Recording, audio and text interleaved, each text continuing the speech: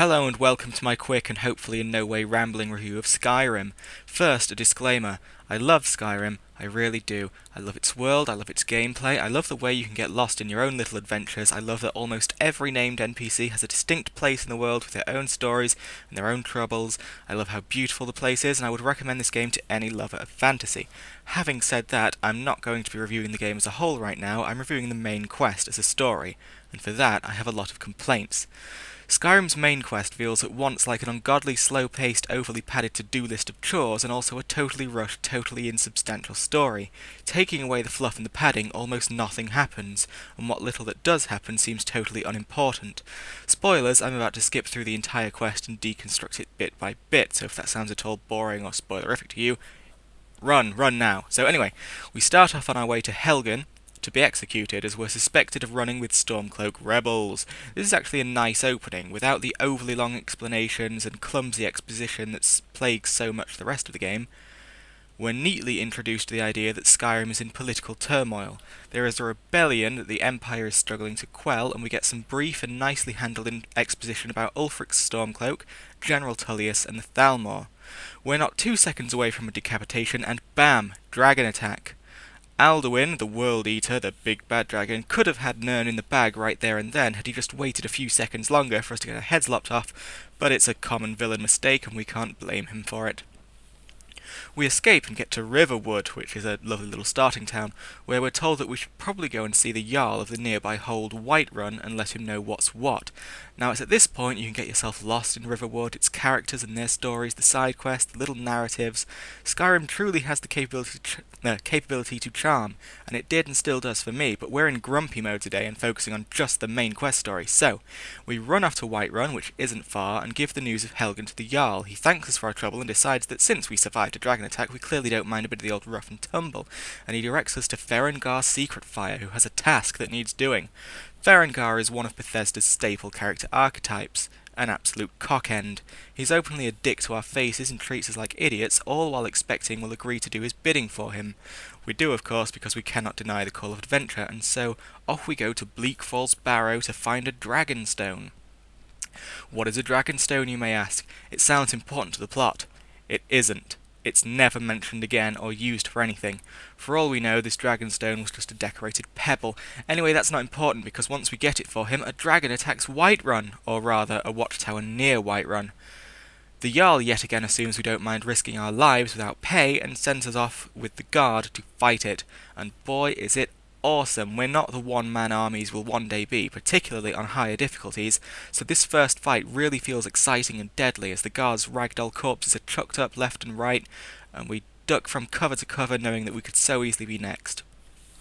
It is truly a brilliant introduction to our primary antagonists, and it's absolutely spectacular when we finally kill him and watch his skin burn away while we, what the fuck, absorb his soul? It turns out we might be something called Dragonborn. Now, we conveniently found a book on these guys in Helgen. Dragonborns are people blessed by the gods, either Kinnereth or Akatosh or both, I can't remember, and have the unique ability to permanently kill dragons as well as master the Thuum, the art of shouting, way faster and to greater effect than anyone else.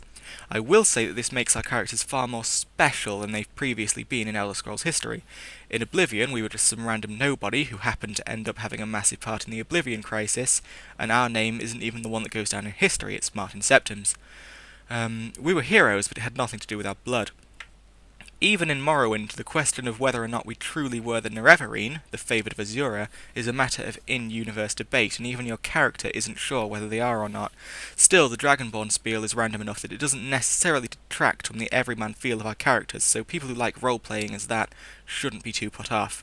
Anyway, the mysterious and reclusive Greybeards summon us to their home of High Hrothgar, on a massive mountain called the Throat of the World. They fumble a bit over the matter of whether or not we really are Dragonborn, but unlike with the Nerevarine thing, we've already absorbed at least one dragon soul, and we're learning to shout like nobody's business, so there's there's no intrigue to it. We pretty much know that we are Dragonborn, so all of this debating in Whiterun and in High Hrothgar is a total waste of time. They teach us a few neat tricks and then decide the best way for us to prove ourselves would be to go to some random ruin and pick up a horn belonging to someone we've never heard of before and will never hear of again. Alright then. So we get there, beat up some baddies, only to discover, oh shit, the horn is gone. Instead is a note from someone called Delphine telling us to meet her at the Sleeping Giant Inn in Riverwood. What an interesting diversion. I sure hope this person has some paramount information on dragons. Delphine, it turns out, is another of Bethesda's famous rude bastards. She alternates between explaining how she's a member of the Blades, an order once dedicated to the Empire, now dedicated to the Dragonborn, and telling you to do what she damn well tells you to do, or she'll kill you with a flick of her wrist. Way to honour and serve me. Anyway, it turns out Delphine has been charting the location of the dragon burials Alduin is reviving, and has established a pattern. Next hit is a mound near Kynesgrove, so we rush off post-haste and get there just as Alduin is resurrecting a dragon inside. The battle that results is kind of exciting, but ultimately doesn't lead to much, because this whole dragon burial mound resurrection pattern thing is never mentioned again. Are you spotting a pattern here? I suppose it was nice of us to save Kynesgrove from a spot of bother, but... oh, go on then. I suppose it serves as a chance for Alduin to become aware of us for what that's worth. Though why he doesn't just torture us there and then... though again, that's another generic villain problem, can't blame Skyrim too much. Anyway, Delphine has now decided we're her whipping boy or girl, and the plot pretty much takes a nosedive from this point onwards. Remember the Thalmor, the Nazi-like elves? Yeah, well, Delphine doesn't like them too much, as they once fought in opposite sides of a war. This dislike is enough for her to decide that they must have something to do with dragons, and so we're to meet up with a contact of hers in the painfully faraway Solitude and infiltrate a conveniently happening Thalmor embassy party. Now granted, we have no idea where the dragons have come from, and we don't know what's been going on in the minds of the Bethesda writers so far, but even so, this whole plot thread just screams red herring as soon as we hear about it. So we meet up with Delphine's whiny contact, Malborn, and we have to give all of our non-essential possessions to Delphine so as not to arouse suspicion. This is uncomfortable as fuck. In Oblivion, you had to similarly infiltrate an evil organization and either give all of your possessions to them to show that you're on their side, which you weren't obviously, but it was covert stealth, or just go in guns blazing and prepare for pain. I, of course, chose the latter. There's something about entrusting your in-game loot with someone else in these games that just feels wrong. Anyway, once we're inside the remarkably non-grand main hall and treated to a few smatterings of political exposition, we get the infiltration underway, slaughtering elf after elf, and eventually finding Thalmor documents.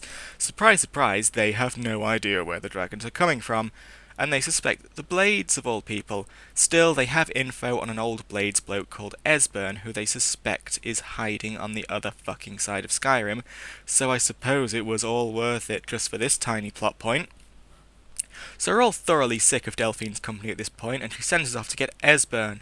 You can't help but feel like maybe we've forgotten the plot, like there are dragons everywhere, led by a really scary, mean-looking dragon, and that's a pressing issue, yet here we are, schmucking it for this miserable trout of a woman, gathering up her friends and wondering if we're ever going to see the Greybeards again. Speaking of, she gives us the horn at some point, and we give that to the Greybeards, and they declare us officially Dragonborn, then that's it from them. So yeah, anyway, we find Esbern hiding out beneath Riften and deal with a bit more Thalmor bullshit and learn some stuff about the Great War that is frankly not important to the plot in any way whatsoever.